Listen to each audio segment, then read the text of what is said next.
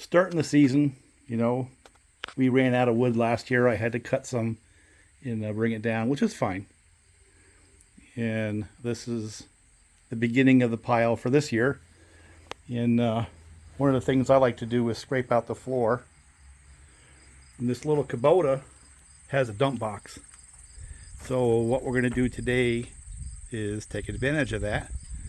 I'll put some of the junk off the floor in this thing and bring it out to the woods and dump it, and then come back with a load of firewood. Now, if I do that on a regular basis every day, this will fairly quickly fill back up. Now, I lost a little bit of space. I always lose the war to hay. Of course, that comes back to bite you when it gets really cold. So, yeah, the advantage of this is I can stack it right up to the top. So what I lost in space horizontally, I think I'm going to recover vertically. But yeah, this is the first, maybe second day that I'm, beginning to actually go collect firewood from the logs that I had dropped, I don't know, a couple years back. Now, some of that stuff was already a little, beyond their service life in terms of firewood. They're getting a little punky, but a lot of it isn't. So we're going to go out and start picking at it, and little by little, I want to do different spots so I have a mix of firewood instead of just all maple. And we will, little by little, build it up. So I just removed that stuff. I got a little dirt on board there, and backed it up to where this tree has a hollow next to it.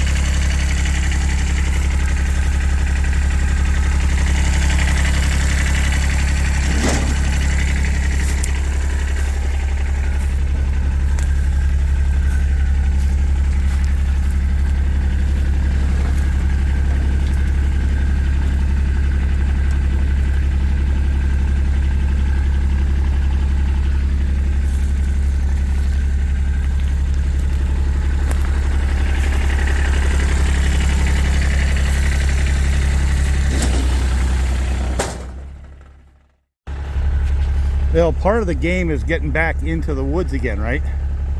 I don't have snow in the big tractor, so I can't just run over stuff.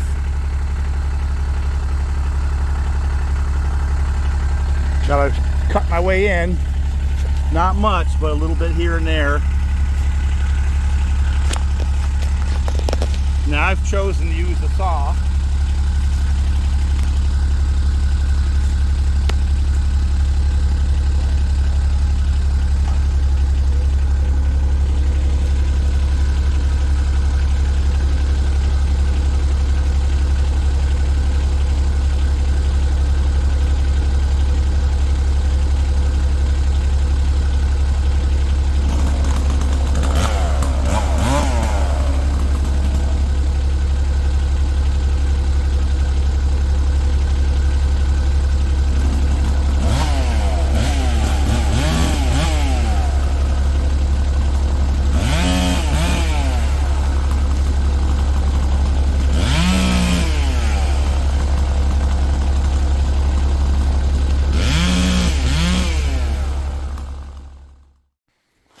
Well, this right here is about as good as any to start with, right? There's at least a couple loads of firewood in that.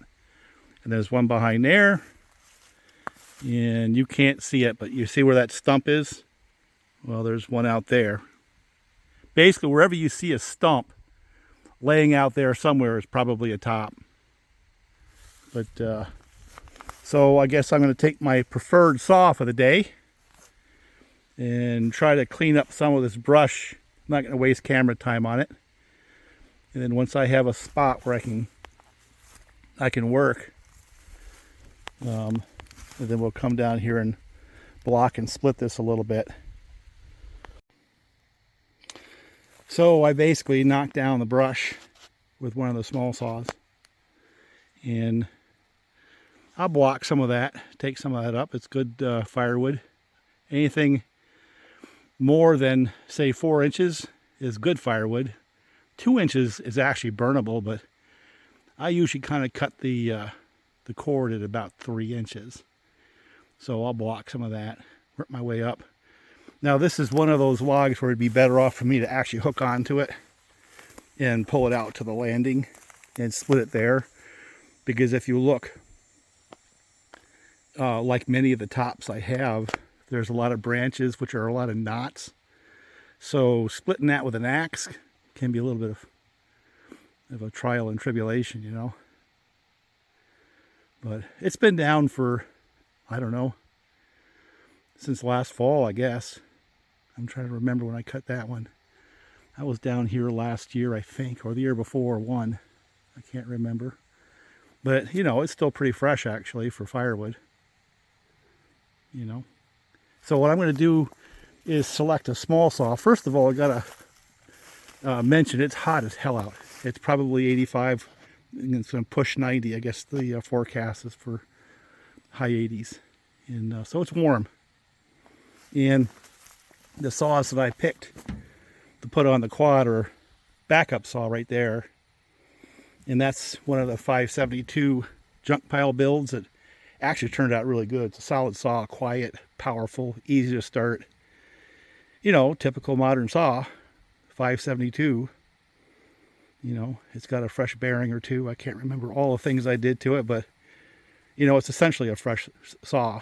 It's not a bad saw at all. Of course, this is a mid to late 1970s Husqvarna, a true Husqvarna, not a Tomas. And it's got, I don't know, God only knows how many hours are on that saw. It runs pretty good. Now, I run this one with a 24 VersaCut. You know, it does a pretty good job. You know, I think I could put a 28 on that thing and be happy. But the saw I want to run today is this one. It's a 154. And other than having a Bob style, he didn't do that one, but he used to do stuff like that, muffler mod. As far as I know, it's just stock, including the base gasket, everything. And it runs pretty good. And one of the endearing qualities is that it starts really easy, stays started. Although today it'll probably stall out because it's probably a little bit rich. You know, as the temperature goes up, air density goes down. So it wouldn't surprise me if it's on the rich side of things. We'll see in a few minutes. I ran it over here. It didn't seem to have any problems. So my guess is it's just fine. And part of the genesis of this video is, you know, having fun with just chainsaws. I mean, what happens here really? It doesn't matter if it's that saw from 2018 or that one from 1977 and 78, you know. Quite a few years different. The game is to take a mixture of fuel and oil, burn it efficiently enough that you can make some horsepower to spin a crankshaft, spin a chain. The game hasn't changed. And Husqvarna over the years, they've been a pioneer. And, you know, as Bob had pointed out in the last video, the evolution in the 70s into the 80s was Husqvarna taking the bar oil and leaving it in the case so it warms up a little bit, but getting the fuel out of the case so on hot days like this the motor doesn't transfer a lot of heat to the fuel and boil it, you know. Of course, these guys here, you heat soak them enough, some of those will have issues from the, you know, the early versions of the 562 because the air box with a cylinder tilted back gets a little bit toasty, you know. But the evolution of the new saw really started with this class of Husqvarna. And this is a 154, but my model 61, right? That one there was the same generation of saw where there was a rudimentary anti-vibe. You could have them with a chain brake. Kind of a vertical cylinder layout. Fuel tank separated from the case.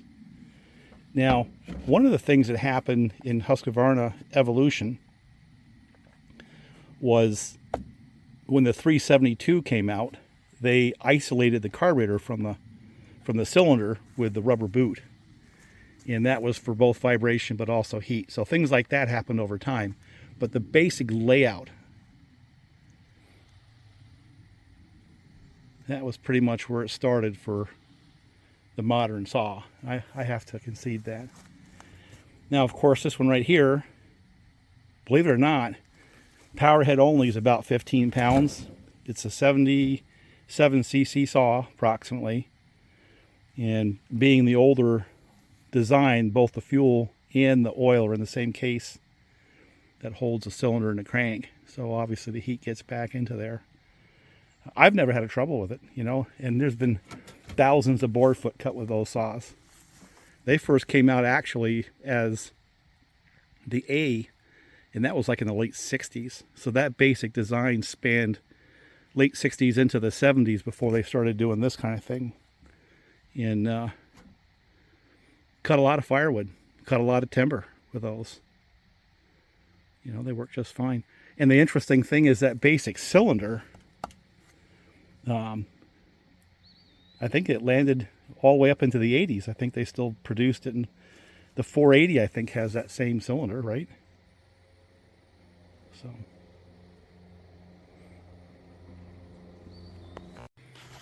So there's the challenge. And here's the saws I have to pick from. That's the right saw. And why is it the right saw for me today? Well, has enough horsepower to do the job, long enough bar, and I want to run it.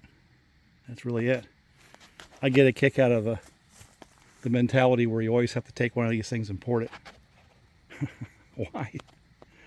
If you want to port a saw, put the money into something like that, you know, and then you have yourself a true hot rod. But taking like these old antique saws and doing any more than the most rudimentary of modifications, to me, kind of misses the point. And you got to celebrate the fact they survive, really. And to me, a good saw build for something of that age is bringing it back to a period configuration where it runs as good as it would have in its heyday. And that would be things like bearings and seals, you know, making sure that the sprocket or the drum is good, stuff like that, air filter, rubber parts. And you're not going to win any races with it. There's no race class to put them in, so why try to turn it into a race saw? But experiencing the period saw, burning some gas and oil to make some firewood, you know, that's the definition of win. And for me, getting something like this, I enjoy these old things. That simple technology, I just like running them. You know, when I want to get something done, time matters. Maybe I'll run into something like that. It's not like I don't have a few. I've got 4 of those and 585 and probably 3 or 4 562s in various stages of tune. And I guess what it is after a few years of playing the game, it's like, why would a person want to tear up one of these saws? Make them run the way they're supposed to run and enjoy them for what they are. Just think your grandfather was probably out in the woods cutting timber with those darn things and was pleased to death. And that whole concept of having to modify, I think, has gotten a little bit out of hand, in my humble opinion. There's a place for it. Now, should somebody do get-togethers and have a race class for vintage saws of a certain displacement, and well, that's a whole different story. Well, then there's a reason to go modify these things. Other than that, just enjoy them. That's my humble opinion. You know, it's like that Mac. There's some things I'll do to that thing to make it run better, but I don't really see the reason to turn it into a cart motor. You know, let it be what it was designed to be. So anyway, without further ado, I'm going to take my chosen right saw for the day and see if I can block up a little bit of firewood and get it on the cart here and bring it up, put it in the woodshed. That's the definition of win. Running the old saws and enjoying them for what they are, and heating the house. Hobby pays for itself that way. Man, I got a lot to do here. Boy, it's a hot day today. I'm procrastinating. I should be mowing the lawn. I just don't feel like mowing the lawn.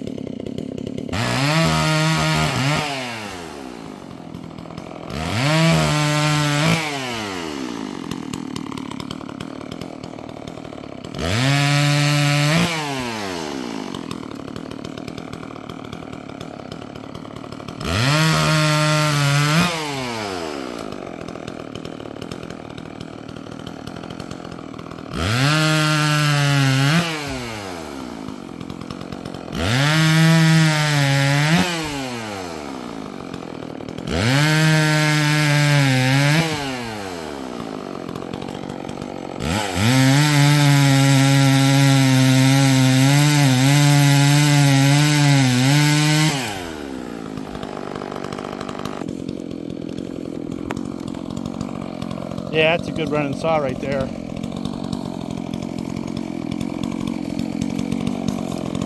It's running a little bit fat because it's so hot out.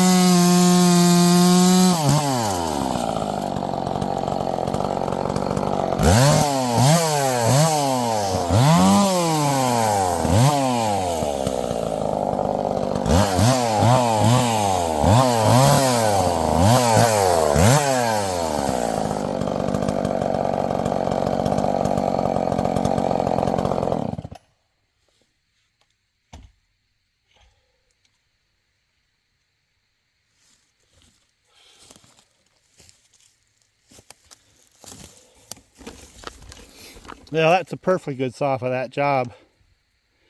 With that speed cut bar and chain, I mean, it cuts really pretty fast. Especially when you think about 80, 90, 2000, 2010. That's a 45-year-old saw. And I enjoy running it. It's kind of ahead of its time. And it does have RPMs. It's saws like that that gave the Husqvarna, you know, that whole mythology that they're an RPM saw. Because back in those days, that's exactly what they were, as compared to everything else in the market. You know, I'm going to leave the rest of that log and tow it out, because I don't think I can split any of it with an axe. You know, it's too knotty. So I got a little bit here. I'll take it up, and then I'll try to find a log that I can, you know, actually split with an axe for the next part of this operation.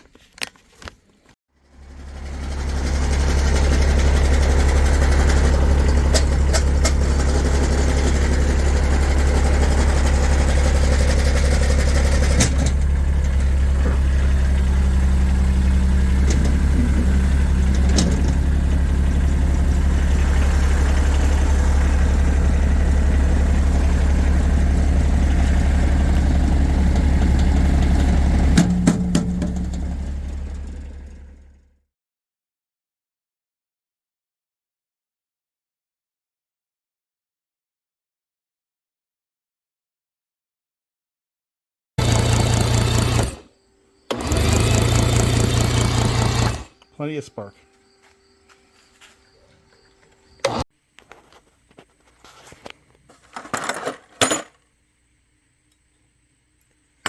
Don't need that.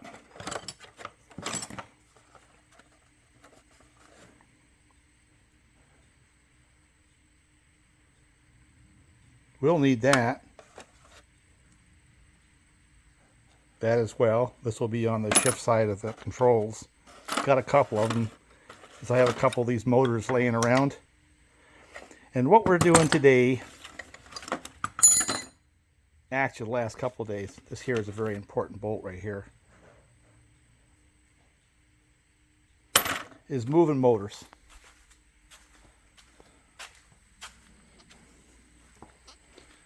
This is a 1980s era inline six, and much more modern ignition than that 1250 I had on there before on the little Conqueror that's sitting out there, the blue boat. And I was going to do a complete rebuild on this motor, but checking the compression, it turns out they all have between 119 and 121 pounds, and it's been sitting for a long time. By the way, these are the right way to lift these motors, not how I took the other one off. You know, other than a couple of wires that are a little fragile looking, it looks in pretty decent shape. I don't see oil coming out the prop shaft or anything either. Now I plan to do what I can to change the water pump, prop it more properly than what I had on before. But there are a few changes on this from the earlier version. You know, the carburetor is the same, the linkage is the same. But for example, instead of having the screw-in type clamps, I'm going to have to bolt this to the transom completely. You know, I'm hoping that the holes at the lower section line up with the holes I already have in there. And then of course I'm going to have to put these through in lieu of having the clamps. But this has been laying around the garage now for, my God, 6 or 7 years. I keep wanting to get to it, and you know, I wasn't thrilled when I saw some of the little bits of corrosion. Made me think of salt water. But I got this one over here for parts, and if you look at it close, you'll see that it does not have any of that punky white stuff on it at all. This was a pure freshwater motor. And by the way, its starter worked fine, and it also has 120 pounds on every cylinder. So I will build this one up, I think. I think this will be the one that I build to be nice. I've always wanted one of these. And when I got the other ones, you know, I was interested in the 1960s into the 70s. But once I started looking for ignition parts, I realized that, yeah, I better go with this later version with the later ignition. Now, I had this 90 horse right here running for a little while. And then it started having misfires. So it probably needs an ignition. It's got good compression. Yet another block that has, you know, over 118 pounds in all six, between 118 and 120. I'm going to take that prop, put it on the motor we have out here. But yeah, this is going to be a project for sure. I don't know when. It's just too nice not to be. One of the things I found I don't like is I don't like this arrangement for the control cables. I'd rather have those pull pins. This is a pain in the neck to deal with. You know? I'm going to have to clean those carburetors. They'll come off and get cleaned. New diaphragms. Might change a couple of fuel lines here and there, depending on how bad they are. They feel good. I mean, they don't feel like they're bad. I'm not seeing any cracking or anything like that. We'll see. I think they're too easy to change not to. You know, as we get into the project. This enricher doesn't work. I tried putting power to it. It does nothing. So I'll have to replace that. But one of the things I did was I hooked up the cables and turned it over to make sure I had spark with the spark plugs out. But also I had to spin the barrels on the control cables so that I had idle all the way through full throttle. So this, I wanted that to hit there, but when it goes to neutral, on the control, I wanted this to hit right there, and it did. You know, keep the RPMs down. So I adjusted the barrels to do that. And what else? One of the reasons why I could not use the controls that were on the boat was because this had this 8-pin here, you know, versus the side plug. Let me go show you the side plug. This is the motor that came off. I had to hang it on the boat here for, you know, a period of time until I can get it on the stand. And it has the old style ignition. It runs fine, you know, and I shored up the wires so they weren't cracked. It's actually pretty good. But I like these old pull pins as compared to what the other one has. Of course, all that down there is pretty much the same. The linkage is, well, pretty much the same. Now on this one, I'd replaced all the diaphragms, all the fuel lines and stuff like that. Good running motor, no doubt. I put on a new solenoid. I also put on a new plug here. The one that was on there was pretty wasted. And fired up and idled real nice. Got me up and down the lake nice. Nothing wrong with the motor.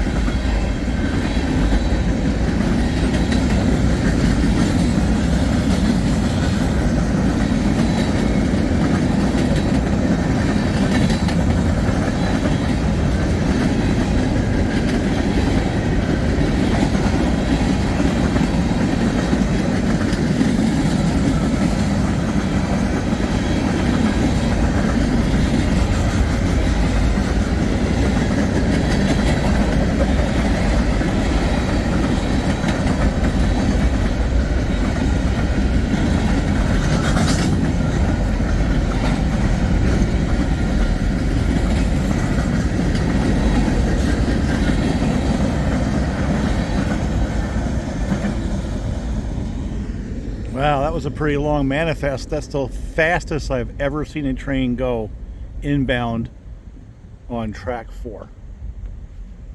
And I think what's going to happen here is another one is going to head east. Just a minute.